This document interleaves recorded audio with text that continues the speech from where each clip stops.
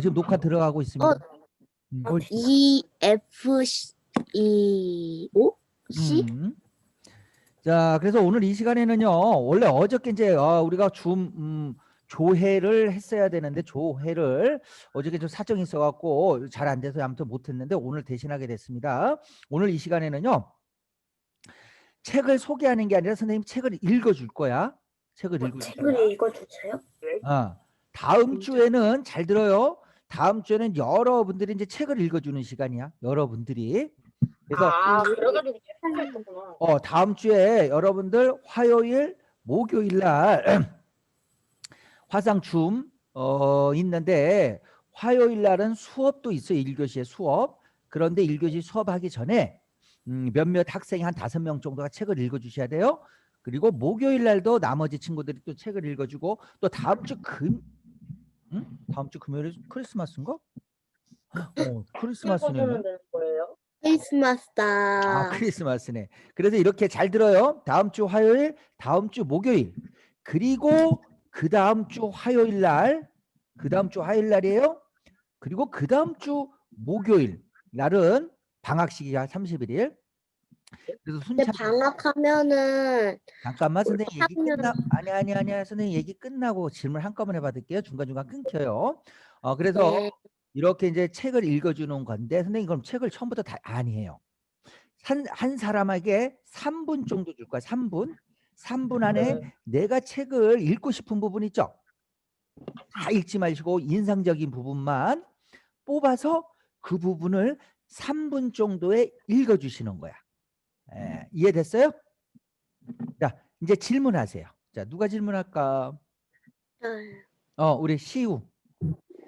그런데 이제 방학하고 응, 한국 올라가기 전에 여기 응, 다시 오잖아요. 응. 그러면 그때 코로나 많이 생기면 못 와요? 이제 계약하고 나서 말씀하시는 거죠? 교과서는 어떻게 받아요? 코로나 그래요. 받으면. 지금 이제 우리가 이제 방학을 12월 예전처럼 3 차에서 받아야 되는 거 아니에요? 잠깐만 들어봐요. 12월 30일에 이제 방학식을 하고 1월 잠깐만요. 계약식이 언제냐면 1월 1월 2일이요. 선생님 이게 표시가 안 돼 있네요.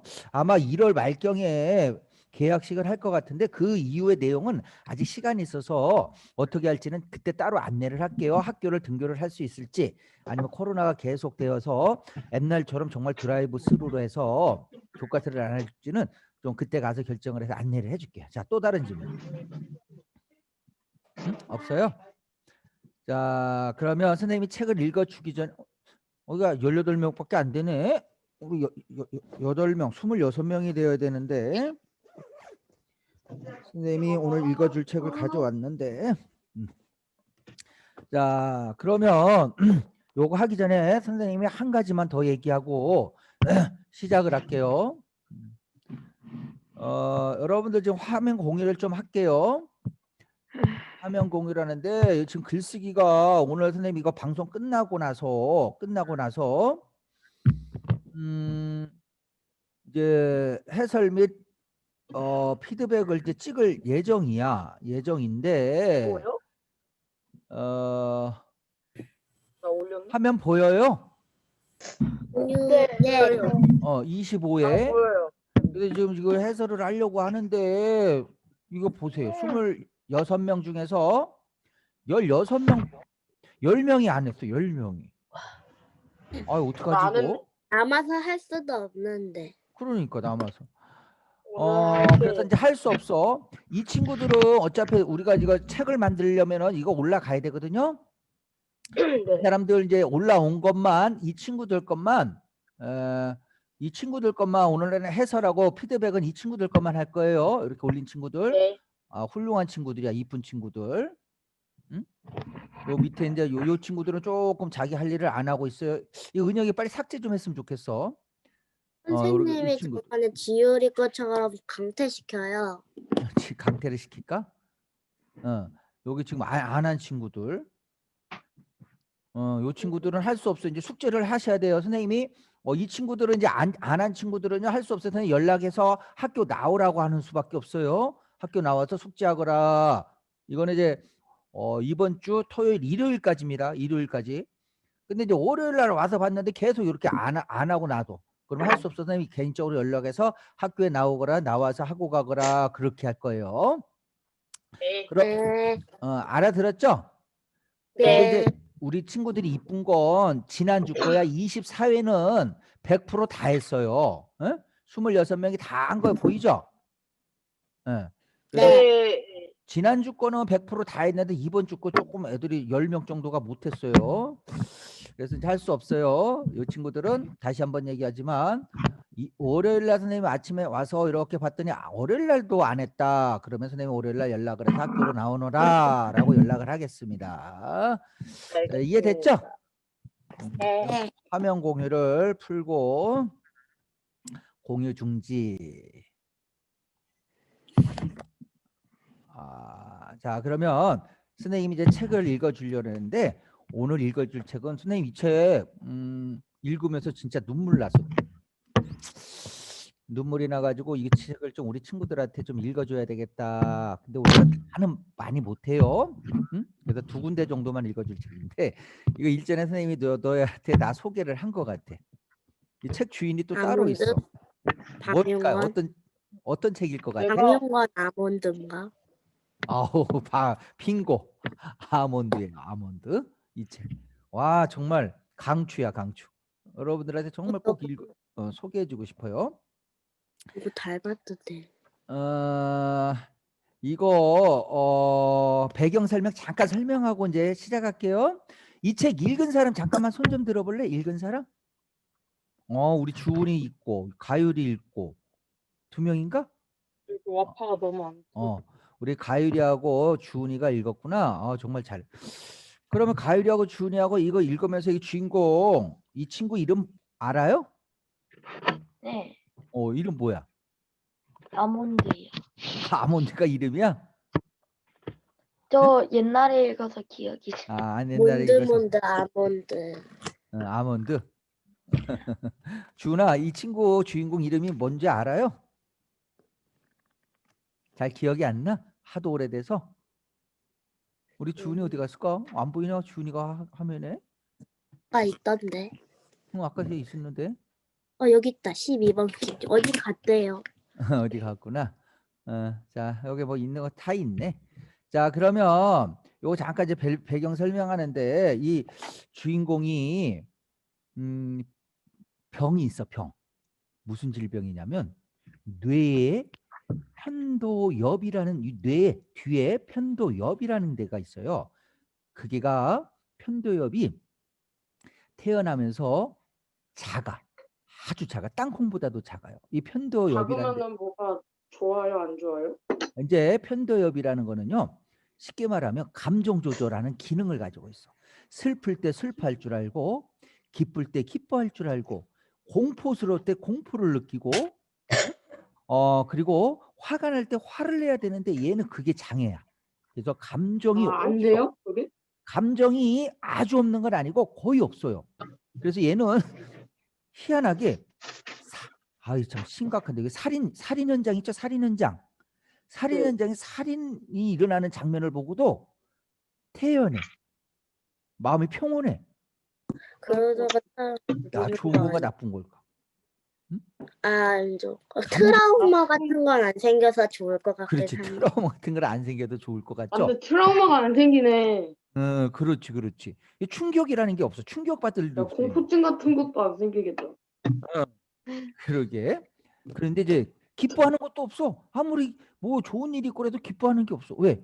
이 편도엽에 두뇌에 뇌에 이상이 있어가지고 감정이라는 게 거의 없어. 근데 뒤에 이제 보면서 나중에는 뒷부분에 보면 이 편도엽 그게 이제 확장이 되면서 감정이라는 걸 갖게 돼요.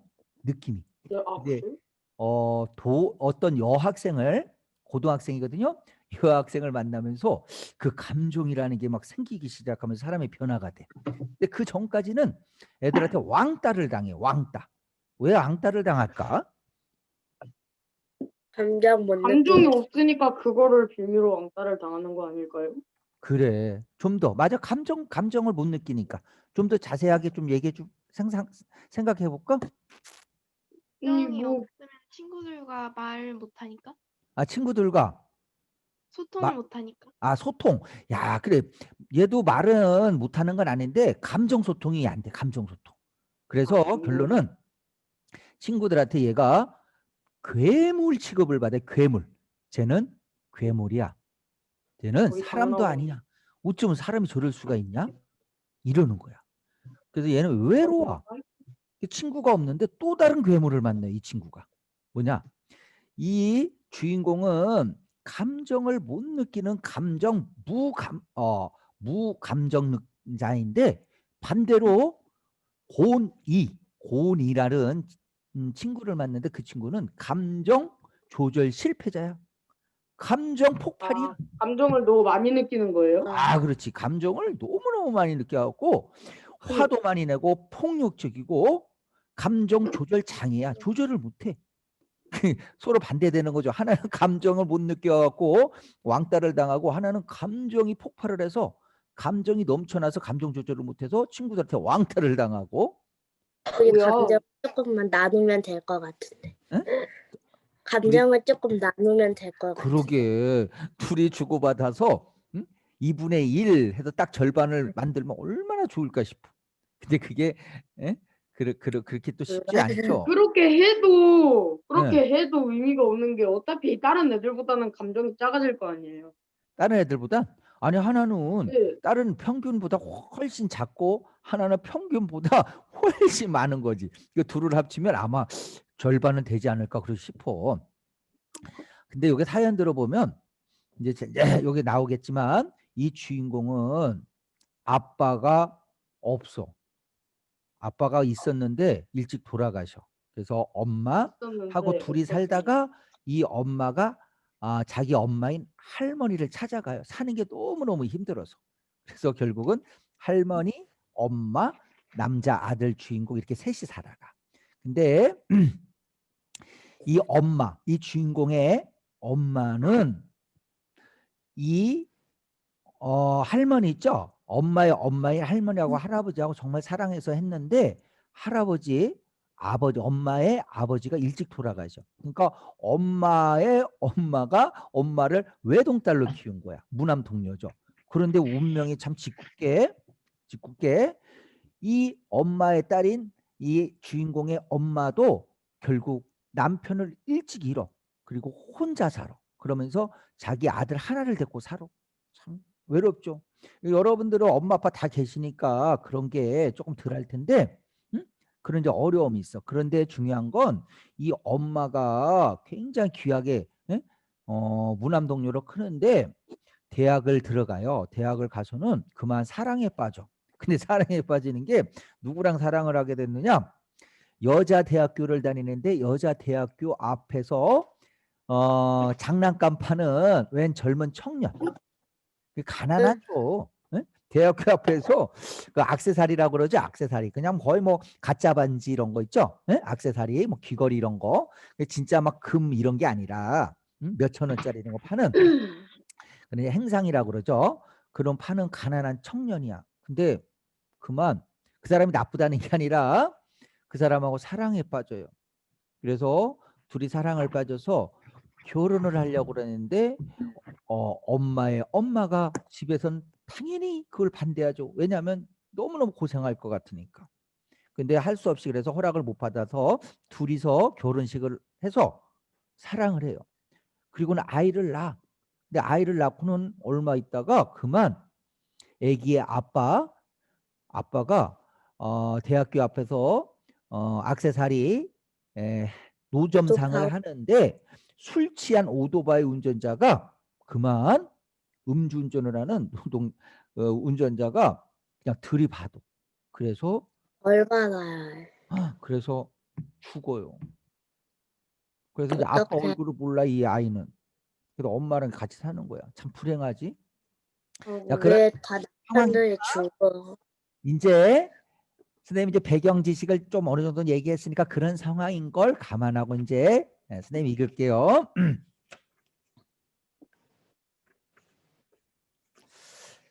자, 첫 장입니다. 이렇게 첫 장이야. 이거 참 이렇게 돼서 이제 여기부터 읽을게요. 나에겐 아몬드가 있다. 당신에게도 있다. 당신이 가장 소중하게 여기거나 가장 저주하는 누군가도 그것을 가지고 있다. 아무도 그것을 느낄 수는 없다. 느낄 수는 없어. 근데 다 있어, 누구나. 여러분도 있어요, 아몬드라는 게. 그저 그것이 있음을 알고 있을 뿐이다. 한마디로 말하자면 이 이야기는 괴물인 내가 또 다른 괴물을 만나는 이야기다. 이 또 다른 괴물, 감정 또 폭발적, 다른 내가 또 다른 괴물을 또 다른 괴물이 본이라는 아니라 자기를 또 다른 괴물이라고 괴물을 생각하고 있나 자기하고 봐요. 정반대되는 친구를 만나는 겁니다. 보기 이상한데. 자기 괴물이라 생각하고. 하지만 그 끝이 비극일지 희극일지 여기서 말할 생각은 없다. 선생님도 뒤에 조금 남겨놨어. 이게 희극으로 에피소드 희극으로 끝날지, 코미디로 끝날지 아니면 피극으로 끝날지 아직 몰라. 선생님이 읽고 일부러 남겨놨어. 읽고 나서 알라고. 첫째 결론을 말하는 순간 모든 이야기는 시작하기 때문이다. 맞지. 결론 얘기해보면 재미없잖아. 그래서 선생님도 진짜 결론을 몰라. 일부러 남겨놨어. 자, 비슷한 의미에서 둘째, 그렇게 해야 당신을 이 이야기에 동행시킬 가능성이 조금은 커지게. 저희들 이거 결론 모르니까 궁금하지? 네. 어떻게 될지 이거 몰라. 이게 좀 굉장히 불행한 것 같으면서 중간에 있다면 진짜 재밌고 웃겨. 아, 이런 코미디가 있나? 심각하다가 코미디가죠. 이거 우프다고 그러죠. 우프다 뭔 말인가 알아요? 웃기고 슬프다. 그래. 웃기고 슬프다. 이게 그래. 자, 내가 결론을 말하지 않는 세 번째 이유는, 그러니까 마지막으로 변명을 하자면 사실 어떤 이야기가 비극인지 희극인지는 당신도 나도 어느 누구도 영원히 알 수 없는 일이다. 여러분들 이제 인생 한 100세 살거든요. 이제 평균 아마 100세도 더 살 거야. 지금 이제 선생님 지금 막 100세 시대가 왔는데 여러분들이 이제 어른이 되고 나이가 들면 100세가 아니라 120세 평균 연령이. 우와, 어마어마. 한 20세요? 가능하죠. 1000살까지 살면 좋겠는데. 아유, 너무 지루하다. 아무튼 그러면 이제 여러분들이 12살, 뭐 11살 이제 그 정도밖에 안 살았어. 인생 진짜 길은데. 근데 여러분 인생이 마지막이 진짜 중요한 거 맞아. 어려서 고생하는 건 괜찮아. 근데 진짜 불행한 건 죽을 때쯤 돼서 고생 많이 하잖아요. 그 노인 빈곤이라고 그래. 노인 빈곤. 그때 진짜 비참한 거야. 근데 여러분의 삶이 생각해 보세요. 희극으로 끝날지 아니면 피극으로 끝날지 한번 생각해 보세요. 자, 제 인생이 비극으로 끝났으면 좋겠어요 하는 사람 있어? 아니요, 다 행복하게. 네. 어려서 고생하고 힘들어도 나중에는 우리가 희극으로 끝나야죠. 희극으로 즐겁게. 자, 그런 마음이야. 자, 이게 4부까지 있는데 4부 중에 1부예요. 1부. 자, 앞에 부분입니다. 이제 살인 사건이 나는 장면이에요. 살인 사건. 이 살인 사건이 나는데 6명이 사망을 하는데 그 중에 이 주인공의 가장 소중한, 가장 사랑하는 엄마와 할머니가 어떻게 될까? 죽어요? 죽어요. 한 명은 죽고 한 명은 식물인간이 됩니다. 자, 어떤 일인지 한번 볼게요. 1. 그날 한 명이 다치고 6명이 죽었습니다. 먼저 엄마와 할멈, 다음으로 남자를 말리러 온 대학생, 그 후에는 구세군 행진에 선두에 있던 50대 아저씨 둘과 경찰 1명이었습니다. 6명이 사망을 하는데 1명은 중태에 빠져요. 식물인간. 그 중에 크다. 엄마도 있고 할멈도 있어. 이게 살인 사건이 나는 식물인간이 뭐였더라? 그 살아는 있는데 움직이지 못하고 그래. 잠드는 맞아. 맞아. 식물인간. 자, 이제 들어봐요. 그리고 끝으로는 그 남자 자신이었습니다. 그 사람이 사람을 그렇게 하고는 자기 스스로 목숨을 끊어요. 그는 정신없는 칼부림의 마지막 대상을 자기 자신으로 선택했습니다. 자신의 가슴 깊이 이거 잔인하다. 그냥 읽을게요.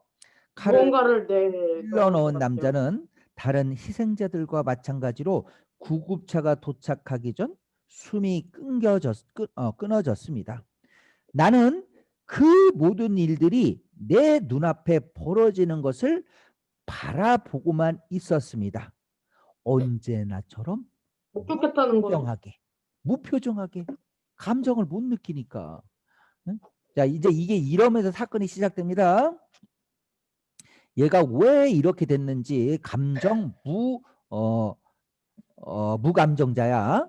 이걸 뭐라 그러더라? 감정을 못 느끼는 거. 사이코. 한번 들어보세요. 그렇지. 소시오패스라고 막 하기도 하고. 자, 한번 보세요. 첫 번째 사건이 일어난 것은 내가 6살 때 일입니다. 이 주인공이 6살 때 어떤 사건이 일어나가 보세요. 나에게 이런 징후를 보인 건 훨씬 전부터였고 6살이 되어서야 그것이 수면 위로 드러났습니다. 엄마의 예상보다 꽤 늦은 나이였지요. 방심한 탓이었을까요? 그날 엄마는 나를 데리러 오지 않았습니다. 나중에 알게 된 사실이지만 엄마는 그날 오랜만에 실로 몇 년 만에 아빠를 찾아갔다고 합니다. 이제는 당신을 잊겠노라. 새로운 사람을 만나겠다는 건 아니지만 어쨌거나 잊겠노라. 납골당의 빛 아래 빛바란 벽을 근데 아빠 돌아가셨다면서 아빠 이거 찾으러 갔다 아빠 지금 하늘나라 갖고 납골당 간 거야. 응? 돌아가셔서. 너무 슬프다. 뭐야? 납골당을 찾아가서 이젠 당신을 잊겠노라고 새로운 사람을 만나겠다는 건 아니지만 어쨌거나 잊겠노라고 납골당의 핏바람 벽을 닦으며 그렇게 얘기를 했었답니다.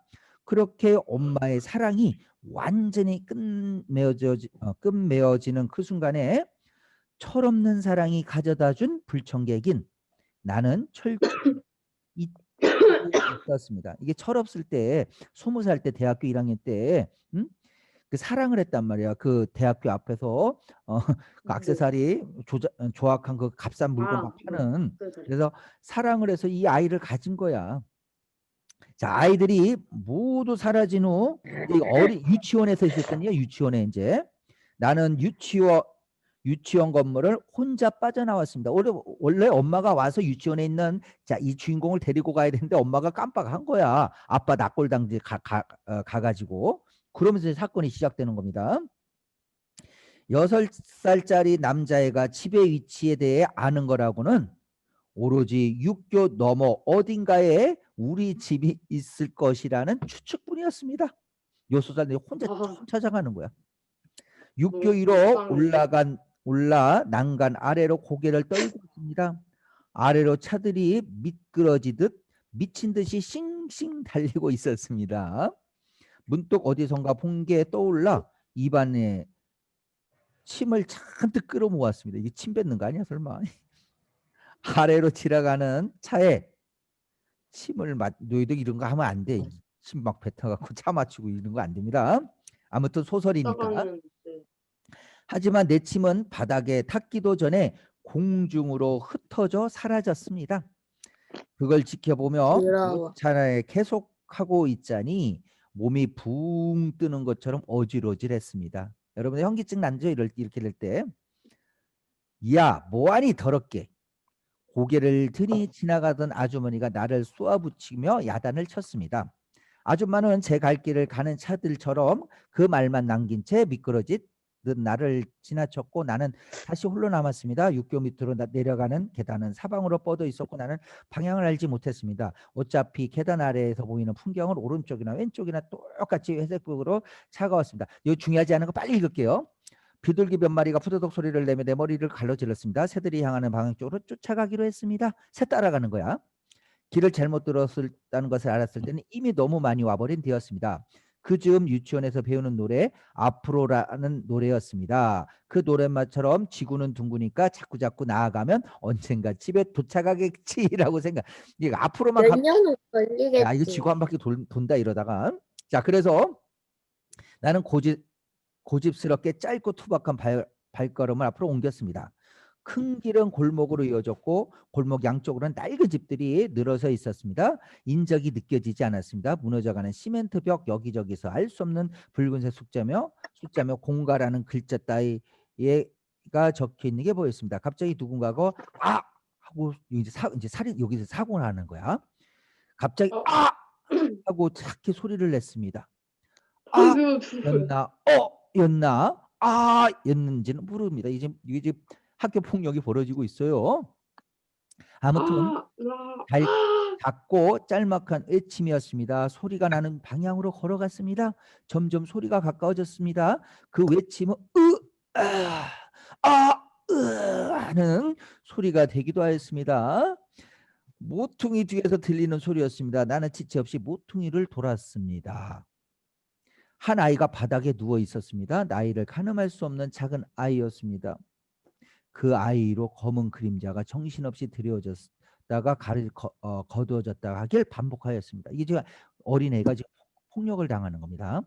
아이는 막고 있었습니다. 짧은 외침은 그 아이가 내는 게 아니라 그 애를 둘러싼 그림자들에게서 기압처럼 터져나오는 소리였습니다.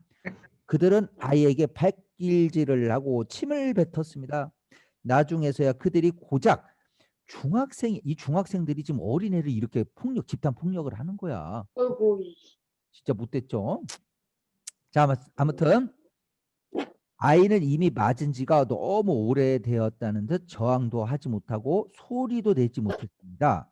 그저 헝겊 인형처럼 이쪽 저쪽으로 내팽겨치고 있었을 뿐입니다. 그들 중 한 명이 마무리 동작처럼 아이의 옆구리를 걷어찼습니다. 야, 진짜 이 중학생들 너무 잔인하다. 쓰레기인가? 그리고 나서 그들은 사라졌습니다. 빨간 물감을 뒤집어 쓴 것처럼 아이의 온몸이 피로 물들었습니다. 나는 아이에게 다가갔습니다. 나보다 나이가 많아 보였습니다. 아마 11살이나 12살? 여러분들 같은 나이야. 이 학생이 그 중학생 형들한테 집단 폭행을 당한 겁니다. 요즘도 그러니까 내 나이의 2배쯤? 그런데도 형이라는 생각은 안 들고 아이인 것만 같았습니다. 아이의 가슴이 갓 태어난 강아지처럼 짧고 얕은 숨으로 빠르게 달싹거렸습니다. 꽤 위험한 상태라는 것쯤은 알 수 있었습니다. 나는 모퉁이를 다시 돌아 나왔습니다. 여전히 인적이 없었고 회백색 위에 붉은 글씨들이 눈을 어지럽혔습니다. 한참을 헤맨 끝에 겨우 작은 구멍가게로 들어갔는데 이 구멍가게 이제 사장님하고 이제 일이 있는데 이 구멍가게 사장님이 이 꼬마 아이를 얘를 쉽게 말하면 결론적으로는 무시한 거야. 얘가 하는 말을 무시한 거야. 그런데 무시를 해갖고 불행이 찾아와요. 한번 봅시다. 저는 가게 안으로 들어가 주인 아저씨에게 말을 걸었습니다. 아저씨, 이제 부른 거야. 텔레비전에선 가족 오락관이 나오고 있었습니다. 아저씨는 텔레비전을 보며 낄낄대느라 내 소리를 듣지 못한 것 같았습니다. 귀마개를 한 출연자들이 앞으로 입모양만 보고 달아를 알아맞히는 그런 게임을 하고 있었습니다. 그래서 저는 다시 아저씨를 불렀습니다. 아저씨라고 불렀습니다. 그때서야 아저씨가 고개를 돌리고는 아저씨, 그런데 골목에 누군가가 쓰러져 있어요 라고 말했습니다. 아저씨는 그러니? 라고 대수롭지 않게 대꾸하곤 자세를 추스렸습니다. 텔레비전에서는 역전이 가능한 점수의 게임 중이었습니다. 아저씨, 어쩌면 죽을지도 몰라. 근데 이 말을 막 감정을 섞어서 얘기했어야 되는데 아저씨 큰일 났어요. 지금 저쪽 골목에서 누군가가 쓰러져 갖고요. 지금 막 피를 흘리고 막 이렇게 했으면 아저씨가 알아들었을 텐데 얘는 감정을 못 느끼기 때문에 아저씨, 저기에 누군가가 누워 있어요. 그 아이가 죽을지도 모르겠어요. 이렇게 이제 얘기하니까 이 가게 아저씨도 얘가 제가 그냥 이상한 애인가? 제가 맛이 가나? 장난치는 건가? 장난치는 건가? 이제 이러는 거야. 그러니까 대충 얘기하는 거야. 그래서 어쩌면 죽을지도 몰라요. 나는 매대에 가지런히 지낼 때 캐러멜을 만지작거리며 이게 태연하게 감정을 못 느끼니까 과자 만지작거리면서 그냥 평상시처럼 아무 감정 없이 이제 얘기하는 거야. 그러니까 아저씨가 그래? 네 그래요. 그제서야 아저씨의 시선이 나에게 향했대. 죽을지도 모른다 그러니까. 너는 참 무서운 얘기를 어쩜 그렇게 태연하게도 하냐? 거짓말하면 못 쓰는 거야. 거짓말을 하는 줄 야단데 진짜인데. 나는 한동안 아저씨를 설득할 말을 찾느라 침묵을 했습니다. 하지만 어린 나는 아는 단어도 별로 없었고 아무리 생각을 해도 방금 했던 말보다 더 진짜 같은 말은 떠오르지가 않았습니다. 진짜 같은 말. 아저씨 죽을지도 몰라요. 했던 말을 반복할 수밖에 없습니다. 근데 이게 사실은 자 보세요. 이제 그 아이가 죽어요. 집단 폭행당한 아이가. 그러니까 여러분들도 그 위험한데 이런데 절대 가지 마세요. 사람 없고 이런데. 자, 아저씨가 경찰에 신고를 하고 프로그램이 끝나기를 기다리는 동안 카라멜을 꼼지락거리며 만지작거리는 나를 보다 못한 아저씨가 아무것도 사지 않을 거면 그만 나가라고 하였습니다. 이 아저씨가 이제 신고는 한 거야 경찰에. 좀 사람이 죽을지도 모른다 그러니까 반신반의하면서 이제 신고를 한 거야. 근데 이제 진짜 믿지는 않았죠. 잘 뭐 확신은 없었던 거죠. 자 그리고 이제 얘를 확신은 이제 없었죠. 귀찮아하는 거야. 얘가 자꾸 뭐 물건도 안 살 거 가고 그러니까 야 너 저거 안 살 거면 이제 그만 가라고 이제 귀찮은 이제 쫓아내듯이 이제 그렇게 한 거야. 자 나는 줄곧 차가운 바닥에 누워 있을 아이를 생각하였습니다. 그 애는 진작에 숨이 끊어져 있었습니다. 문제는 그 애가 바로 누구의 아들이었을까? 구멍가게야. 맞아. 구멍가게 그 아저씨 아들이야. 구멍가게 그 아저씨 아들이 그렇게 사고를 당한 거야. 집 근처에서. 박장 아니에요 너무? 응? 야 막장인데? 반전이지. 그러면서 이제 보세요. 중간 생략하고 이 아저씨가 이제 그 사건 현장에를 가요. 아들이니까 이제 경찰이 조사해 보니까 이제 이 집 아들이야. 그래서 아저씨는 쓰러지듯 꿇어 앉더니 죽은 아들의 몸을 만지며 울음을 터뜨렸습니다. 그리고는 몸을 부르르 떨며 주먹으로 바닥을 내리쳤습니다. 그러더니 벼랑과 몸을 일으켜 4개 소리를 지르며 삿대질을 했습니다. 제대로 알아들을 수는 없었지만 내가 전달받은 의미는 이런 거였습니다.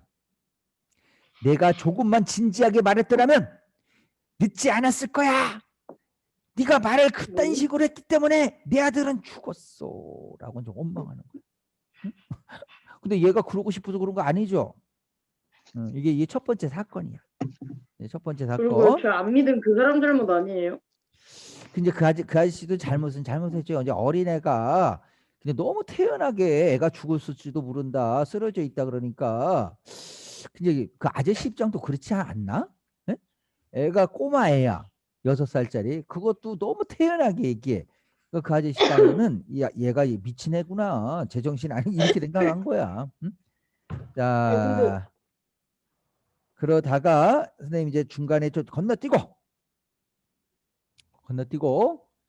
이거 조금만 더 읽고 끝낼게요. 지금 35분이니까 선생님 10분만 더 하다가 끝내도 될까?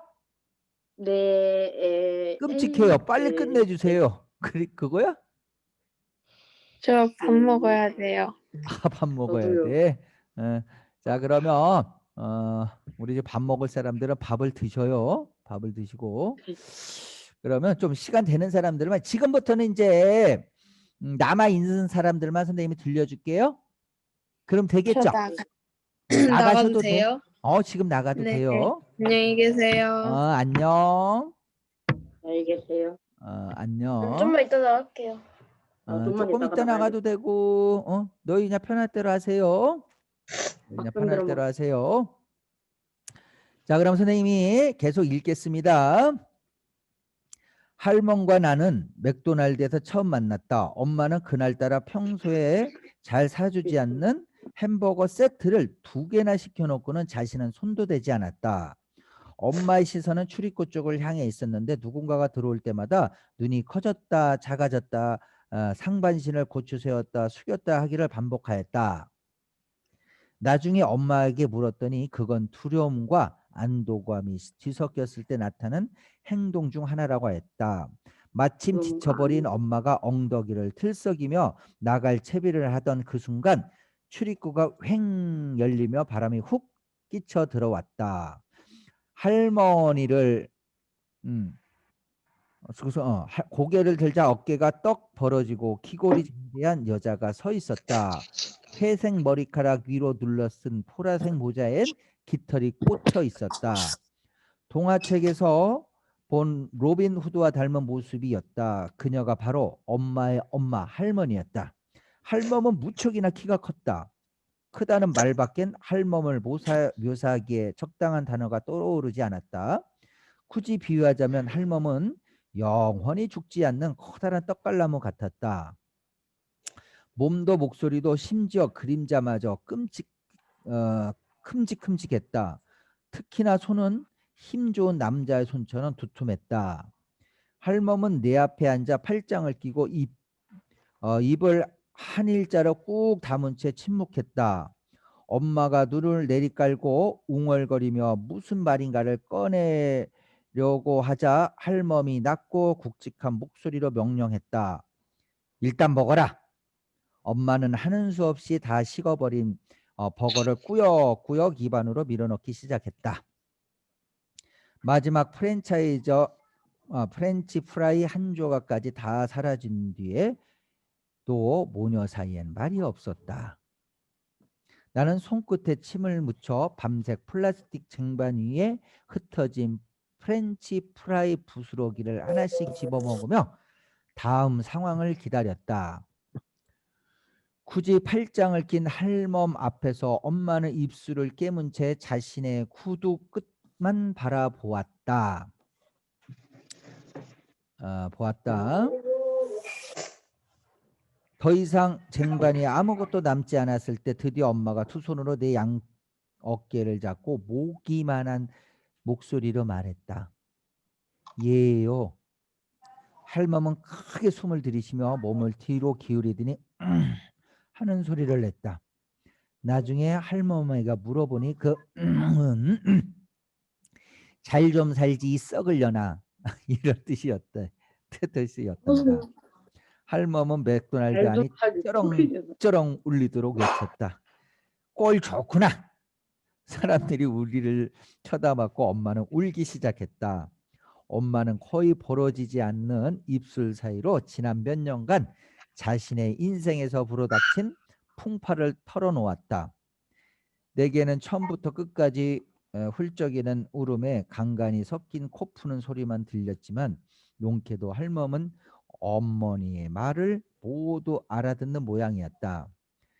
빗장 잠그듯 팔짱을 끼었던 팔은 어느새 풀려 무릎 위에 얹혀 있었고 얼굴에 흐르던 윤기는 말라버렸다. 나에 대한 설명이 이어지는 동안 할멈의 표정은 엄마와 비슷해 보이기까지 했다. 엄마의 얘기가 다 끝난 뒤에도 할멈은 한동안 침묵을 지키더니 갑자기 표정을 바꾸었다.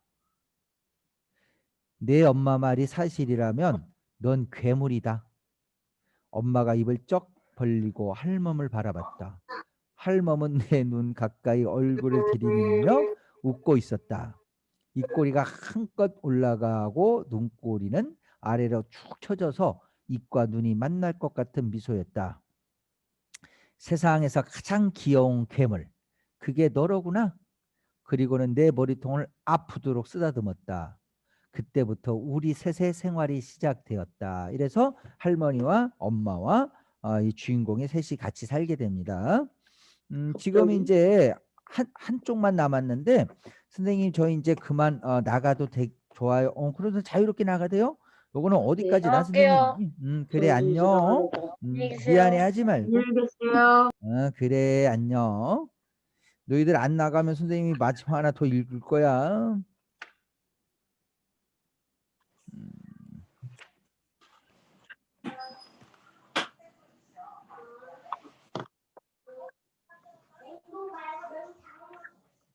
나머지 한 장만 듣고 나갈게요. 나머지 그래요. 선생님이 조금 기다릴게요. 나가는 친구들 나가고 해서 이 괴물 고니를 만나는 장면이 있는데 어디 보자. 선생님, 근데 학교에 놓고 온 물건 가지러 오세요. 오늘 오전에 왔어요. 오늘 가지러 갈게요. 오세요. 응. 몇 시쯤에 가면 될까요? 12시 전에 오면 좋겠어요. 12시 전에. 밥 먹고 갈게요. 그래요.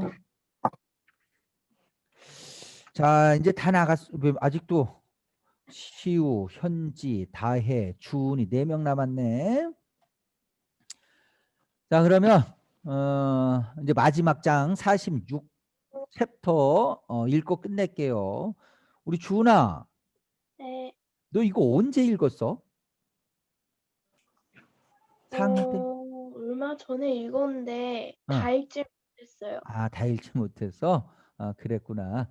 그러면 선생님 이제 집에 책은 있는 거지? 네.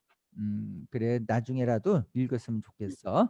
자 그러면 선생님이 참 막 가슴 뭉클한 장면이에요. 46번 46 챕터 시작할게요. 아주머니가 나를 위해 사과를 깎았다. 퉁퉁한 몸을 지닌 아주머니는 미소를 짓고 있었고 입 주변과 눈매가 부드러워서 가만히 있어도 웃고 있는 것처럼 보였다.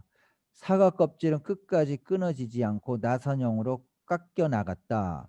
나는 낯선 집의 부엌 테이블에 앉아 사과를 앞에 두고 기다렸다. 사과가 누렇게 변하다 못해 갈색이 되어 갈 때쯤 고니가 나타났다. 이게 지금 주인공이 고니 집에를 찾아간 겁니다. 그래서 이제 찾아가면서 집이 뭐? 고니 그 괴물 또 다른 괴물이 있다고 그랬죠. 감정이 너무너무 많아가지고 감정이 폭발하는 감정 조절을 잘 그 못하는 친구. 그 친구 집을 찾아간 내용입니다. 거기에서 있었던 일이야.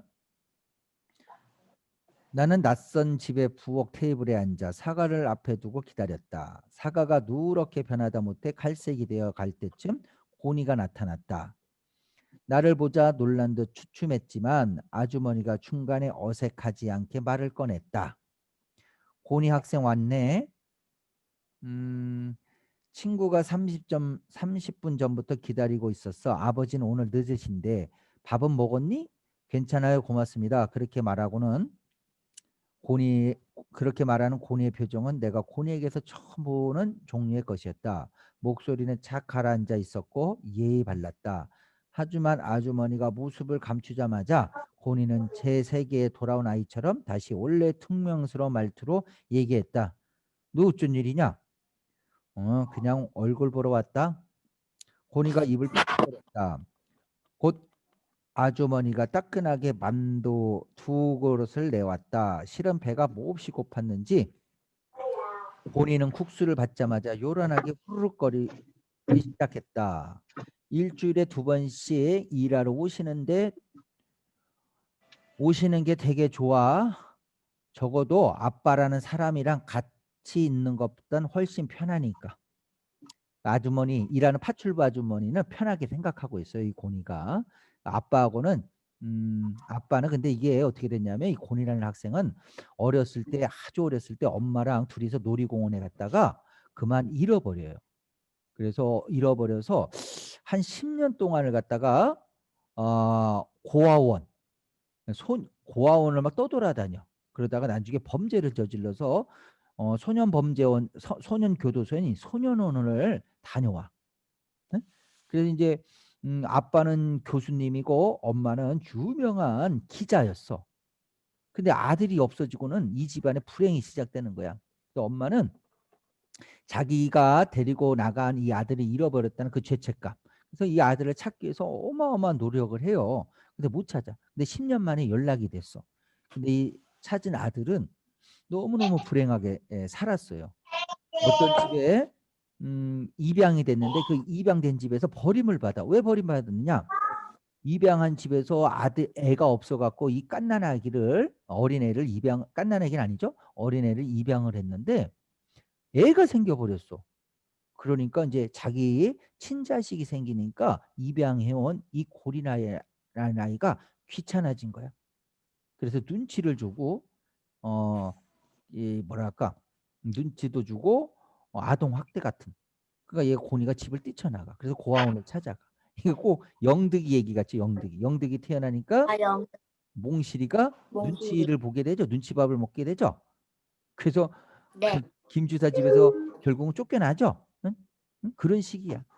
그래서 이제 아무튼 고아원도 또 돌다 뭐 하다가 이제 나쁜 친구들도 만나게 되고 그러다 이제 범죄를 저지르고 그래서 소년원을 돌아다니고 그런데 그렇게 하다 그런 아들을 찾게 되는 거야. 근데 아버지는 교수님, 엄마는 유명한 잘 나가는 기자였는데 그만 식물인가 혼수 상태에 빠져요. 그래서 엄마가요? 엄마, 이 곤인네 엄마도 혼수 상태, 식물인간이 되는 거야. 그러면서도 마지막에 죽는데 아들의 손을 잡고 아들을 안아보고 죽는 게 이제 소원인 거야. 그래서 이 아들을 찾아서 그 아들을 정말 엄마한테 이렇게 데려가야 되는데 그러지를 못해. 왜냐하면 이 고니가 마음의 상처가 너무 커. 그리고 너무 불량스러워.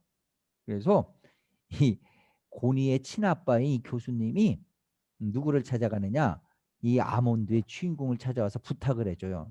응? 네가 잃어버린 아들이 되어서 나의 부인이 지금 식물인간으로 시한부 얼마 못 사. 이제 시한부라는 건 이제 얼마 못 사는 거야. 거기 가서 네가 좀 정해진 아들 역할 연기를 좀 해달라고 이렇게 부탁을 해요. 응? 자, 근데 그런 상황이야. 10년 동안 못 찾았다 했는데 6살짜리를 그렇게 해요. 10년 동안 이제 못 살아 그렇지. 10년 동안 못 찾았죠. 근데 그 엄마는 친엄마는 지금 식물인간 시한부니까 누가 누군지를 모르죠. 눈도 안 보이고 의식은 없어요. 그런데 눈물을 흘리는 거야. 왜? 자기 슬픈 아들을 너무너무 보고 싶고 자기 아들을 죽기 전에 한번 꼭 손 한번 만져보고 싶고 이게 너무 간절한 거야. 그러면서 진짜 찾아가서 주인공 고니가 아니 친아들이 아니 주인공이 가서 손을 만져주고 안아주니까 눈물을 흘리면서 숨을 거둡니다. 그거를 느끼나. 그거는 느끼는 거야. 참 신기하죠. 식물인간이라도 그걸 느끼는 거야. 자 볼게요. 고니가 작게 중얼거렸다. 여전히 아빠와는 친해지지 못한 것 같았다. 고니가 살고 있는 곳은 학교와 무척 멀었다. 윤 교수의 집은 한강이 내려다 보이는 깨끗하고 화려한 아파트의 꼭대기에 치였고 거기에선 서울을 상징하는 대부분의 것들을 볼 수 있었다. 하지만 고니는 자신이 그렇게 높이 있다는 게 느껴지지 않는다고 했다. 아버지와 아들은 말을 섞지 않은지 오래였다. 말도 안 해 아버지하고. 초반에 너무 힘을 쓴 윤 교수는 아들과의 관계를 포기하고 말았다. 그는 수업이나 학회를 핑계로 자주 집을 비웠고 그 둘의 간격은 좁혀지지가 않았다. 그 남자는 말이야. 고니가 말했다. 아빠라고 안 불러요. 응? 그 남자는 그래. 왜? 자기 버렸다고. 그리고 자기를 너무너무 차갑게 대합니다. 그 남자는 말이야. 고니가 말했다. 그동안 내가 어떻게 살아왔는지 한 번도 물어본 적이 없어. 내가 그곳에서 어떤 생활을 했는지, 어떤 애들과 어울렸는지, 또 내가 어떤 꿈을 꾸고 어떤 일로 절망을 했는지 그 사람이 날 만난 다음에 제일 먼저 한 게 뭔 줄 알아? 강남에 있는 학교에 날 쳐놓은 거. 이 서울에 강남이라는 곳이 있어요. 이게 다들 사람들이 선생님이 강남이 좋다고 생각 안 하는데 다들 좋은 학교, 좋은 대학, 좋은 직장을 나가려고 그러면 강남에 가는 게 유리하다라고 이렇게 생각하는 사람들이 의외로 많아요. 그래서 이제 강남에 있는 학교에 이제 자기 자식을 보내면 자기 자식이 좋은 대학도 가고 좋은 직장도 갖고 이럴 거라는 생각하는 거야. 이 아빠는 자기 아들이 이해하려고 하지 않고 이해하려고 하지 않고 자기 욕심, 자기 생각대로 자기 아들을 마음대로 하려고 하는 거야. 그동안 아빠가 정말 미안했어. 아빠가 너를 찾았어야 되는데 찾지 못했어. 너 그동안 얼마나 힘들었니? 어떻게 생활했어? 그동안 누구를 만났어? 엄마 아빠 많이 보고 싶었지? 엄마 아빠도 너를 한순간도 잊은 적이 없어. 정말 미안해. 이렇게 이제 마음을 다독여줬으면 이 곤이라는 아이가 덜 상처를 받고 마음에 응어리진 것들이 조금은 풀어질 텐데 그런 걸 하나도 안 물어보고 응? 한 거라고는 좋은 학교라는 고등학교 응?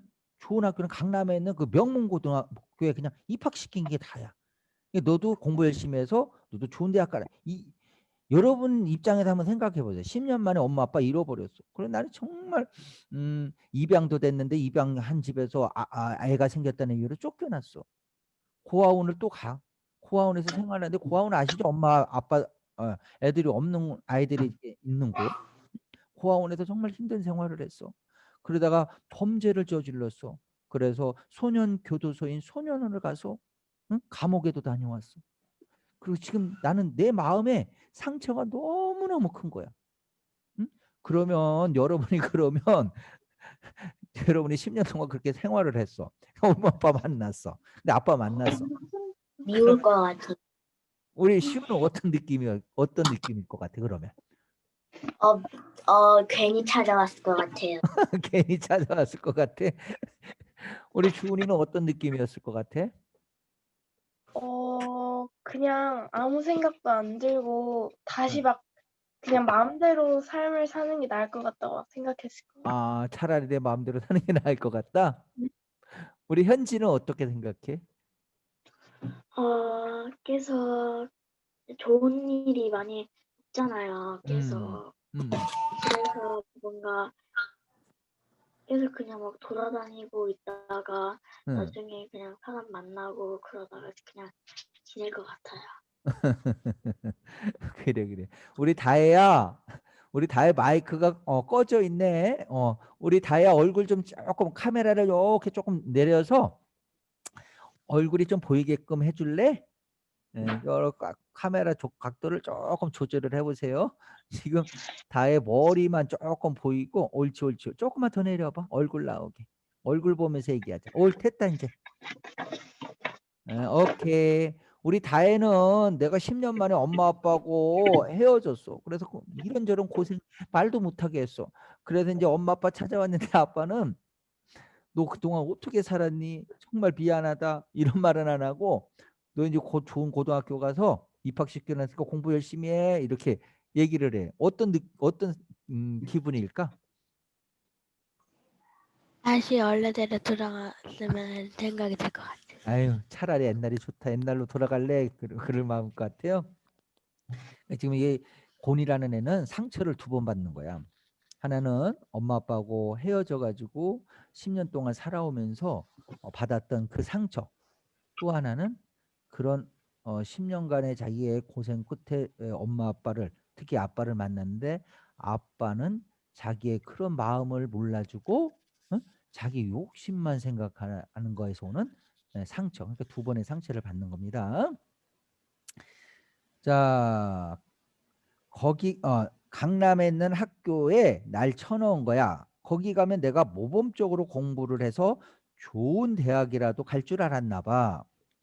근데 첫날 가보니까 나 같은 놈은 결코 어울릴 수 없다는 것을 알게 되었지. 날 쳐다보는 눈빛 하나하나에 그렇게 쓰여 있더라고.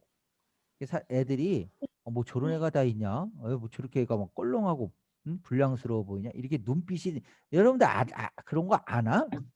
애들이 날 바라보는 눈빛이 영 못마땅하게 생각하는 그런 눈빛. 여러분도 잘 모르나? 경험이 없어서. 자, 아무튼 날 보는 눈빛 하나하나에 그렇게 쓰여 있더라고. 그래서 깽판을 좀 쳐줬지. 근데 거기 얄짤없더라고. 며칠 만에 그 학교에서 쫓겨났어.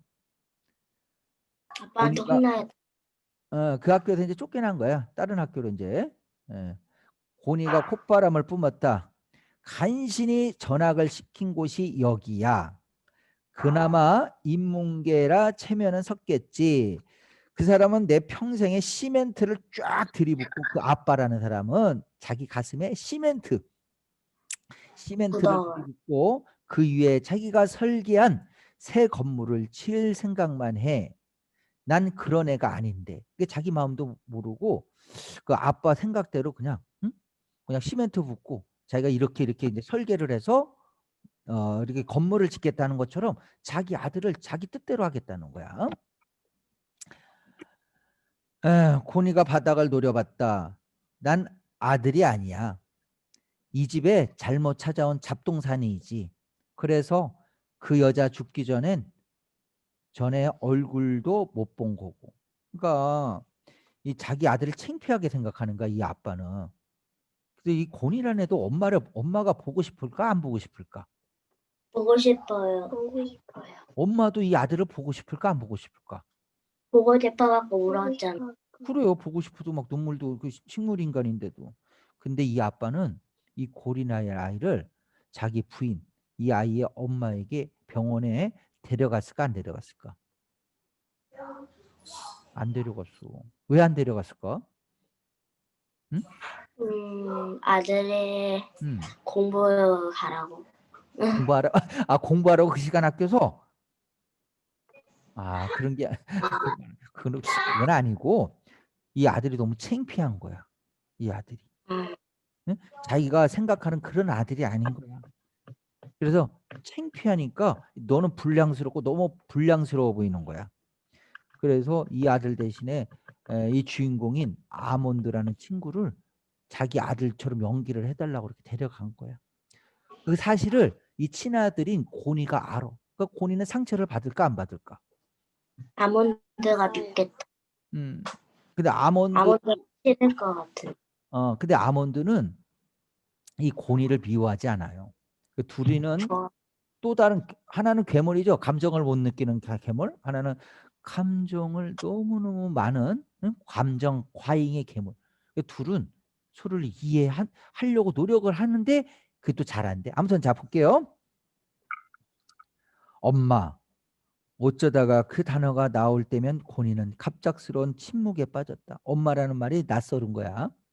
어디서건 그러니까 책에서건 영화에서건 지나가던 사람들의 입에서건 엄마라는 단어가 나오면 고니는 음소거 버튼을 누른 것처럼 하던 말을 멈췄다.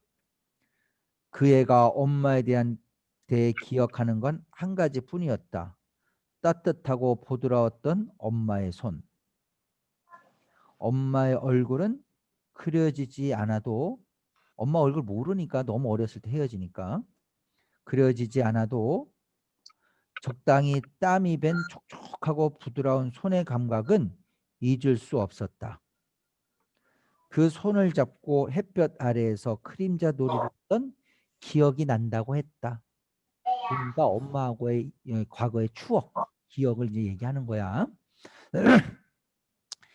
삶이 장난을 걸어올 때마다 고니는 자주 생각했다고 한다. 인생이란 손을 잡아주던 엄마가 갑자기 사라지는 것과 같다고. 잡으려 해도 결국 자기는 버림을 받을 거라고. 가슴 아파. 다시 한번 읽어볼게요. 삶이 장난을 걸어올 때마다 고니는 자주 생각했다고 한다.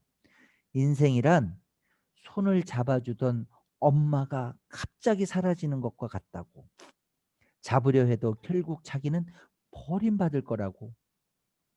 너랑 나 누가 더 불행한 걸까? 엄마가 있다가 없어지는 거랑 이 고니가 그 아몬드 친구가 그랬잖아. 엄마가 있었다가 지금 사라졌잖아. 식물 인간으로 돌아갔잖아. 사건이 있어가지고. 자, 그랬던 너랑 애초에 기억에도 없던 엄마가 갑자기 나타나서 죽어버리는 것 중에 이 고니 얘기야. 엄마가 있었는데 어렸을 때 너무 어렸을 때 실종된 거죠. 실종. 그래서 엄마가 그랬던 엄마가 갑자기 나타나서 그리고는 죽어버리죠. 그 자기 아들 손을 잡고는 진짜 아들은 아니지만. 그래서 너희들 누가 더 불쌍한 것 같냐? 곤이요. 고니. 고니. 곤이. 왜 고니라고 생각해? 주은이는? 그래도 그러니까 음. 그 아몬드가 이상한 애는 그래도 자신이 감정을 늘릴 수는 늘리려고 노력을 하면 될 것 같은데 곤이라는 아이는 자신이 그걸 절제할 수 없으니까 더 막 마음이 더 아프고 더 느끼는 감정이 클 것 같아요. 야, 그 말 진짜 공감한다. 감정이 너무 많아서 더 힘들 것 같다는 그 말. 감정이 차라리 없으면 고통스럽지는 않을 거 아니야, 그치? 그리고 아몬드란 친구는 감정을 늘려가면 되지 않느냐. 근데 감정이 너무 많으면 좀 힘들어. 우리 시우야, 시우는 네? 누가 더 힘들 것 같아? 고니하고 아몬드 친구 중에? 저도 곤이요. 이유는? 아무데는 감정을 못 느껴갖고 어, 별로 안 힘들 것 같고 어, 어, 그 곤이는 감정을 느끼니까 더 어. 힘들 것 같아요. 그래, 그래. 우리 현지는 누가 더 힘들 것 같아? 곤이요. 왜 그렇게 생각하지? 그 곤이가 어, 어, 고아원에 갔다가 또 이제 어, 잘못을 저질러서 어, 어, 교도소 같은 데 갔다가 이제 많은 어려운 시련을 겪었잖아요. 어. 그래서 더 힘들 것 같아요. 아, 그래, 그래, 그래. 아, 시련이 많아서, 어려움이 많아서. 우리 다혜야, 다혜는 둘 중에 하나를 선택하라면 어떤 걸 선택할 거야? 예를 들어서 A는 엄마랑 잘 살다가 금방 엄마가 말이야, 응? 식물인간이 되는 경우야. 이제 B는 엄마랑 어렸을 때 너무너무 어렸을 때 헤어져 갖고 막 고생을 어마어마한 고생을 해. 그래서 엄마한테 연락이 왔어. 근데 엄마한테 연락이 왔는데 엄마가 찾는다는 연락이 왔는데 와서 보니까 엄마 손 한 번 만지고 엄마가 돌아가셔. B야. A하고 B 중에 어느 게 나을 것 같아? A요. A. A. 왜 그렇게 생각하지? 그래도 엄마랑 같이 많이 있었어. 아, 그래. 아, 엄마랑 있는 시간이 그래도 많았으니까. 그래, 그래. 이해한다. 자, 그럼 선생님 마저 읽을게요. 나도 너랑 나 누가 더 불행한 걸까? 엄마가 있다가 없어지는 거랑 애초에 기억에도 없던 엄마가 갑자기 나타나서는 죽어버리는 것 중에서 나도 답을 몰랐다. 고니는 한동안 고개를 숙이고 있더니 입을 뗐다. 내가 그동안 널 왜 찾아간 줄 알아? 아니, 두 가지 이유가 있었어. 하나는 적어도 너는 다른 사람들처럼 날 쉽게 판단하지 않더라고. 내 별난 머리 덕에 그 별난 머리 때문에 나비니 뭐니 뻘짓만 했지만, 그리고 두 번째는 고니가 잠깐 희죽였다. 사실은 물어보고 싶은 게 있었다. 근데 CXX 입이 잘 안 틀어지더라고. 우리 사이는 조용해졌다. 나는 초침이 탁탁거리는 동안 고니의 다음 말을 기다렸다가 천천히 고니가 속삭였다. 어땠냐? 그 여자. 그 엄마를 그 여자라고 그래. 얘는. 어땠냐? 그 여자. 질문을 이해하는 데 시간이 좀 걸렸다. 넌 만나봤잖아. 한 번뿐이지만. 이게 지금 고니는 이 아몬드라는 친구가 부러운 거야. 그러면서 자기 엄마도 이제 생각한 거야. 너 엄마, 우리 엄마 만나봤잖아, 너는.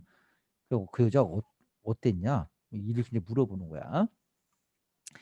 나는 기억을 되짚었다. 꽃으로 가득한 방과 회색빛 얼굴이 떠올랐다. 그때는 몰랐지만 그 얼굴의 안에 담겨 있었던 고니의 모습도 너랑 닮았더라. 난 사진 봐도 잘 모르겠던데. 이게 엄마 사진이 있는 거야, 고니도. 고니가 챗 하며 콧 웃음을 쳤다. 그러면서 또 묻는다. 나랑 어디가 닮았는데? 이번엔 나를 정면으로 쏘아본다. 나는 내가 기억하는 아줌마의 얼굴을 고니의 얼굴 위에 겹쳤다. 이게 고니도 엄마 얼굴이 궁금해, 안 궁금해? 궁금하죠. 궁금해요. 궁금한데 좀 부끄러워하죠? 직접 물어보기가. 그래서 조심스럽게 이제 물어보는 거야. 자, 눈, 얼굴, 윤곽, 웃을 때 표정, 눈꼬리가 길어지면서 입가에 작은 보조개가 파이는 거. CXX. 고니가 고개를 돌렸다. 그 말 들으니까 막 속상한 거야. 근데 널 보고 나라고 생각한 거잖아. 그 상황에선 누구라도 그랬을 거야. 내 얼굴에서 자기랑 닮은 곳을 찾으려고 했을 거 아니야. 나한테 했던 말은 너한테 하는 말이었어. 마지막엔 그 여자가 마지막엔 뭐라고 하더냐. 마지막엔 날 안아주셨어. 꽉. 고니가 고개를 저었다. 그리고 간신히 속삭이듯 내뱉었다. 따뜻했냐? 그 품이? 많이. 솟아올라 굳어있던 고니의 어깨가 천천히 내려가기 시작했다. 풍선에서 바람이 빠져나가듯 그의 얼굴이 쭈글쭈글해졌다. 그 얼굴은 푹 천천히 아래로 향했고 이어서 무릎이 툭 꺼졌다. 고개를 푹 숙인 몸이 들썩거렸다. 아무런 소리도 나지 않았지만 그 애는 울고 있었다. 나는 말없이 고니를 내려다 보았다. 쓸데없이 키가 커진 느낌이었다. 여기까지. 아우, 선생님 눈물 날라고 그런다. 야. 조금 불쌍하네. 불쌍하지. 가슴 아파. 오늘 좀 시간이 많이 길어졌는데 오늘 여기까지 할게요. 이제 2학습터 조금 늦어지긴 했는데 그냥 다 끝내시면 됩니다. 오늘 늦으면 점심 먹고 오후에 하셔도 돼요. 자, 오늘 여기까지. 안녕. 안녕히 계세요. 잘 가라.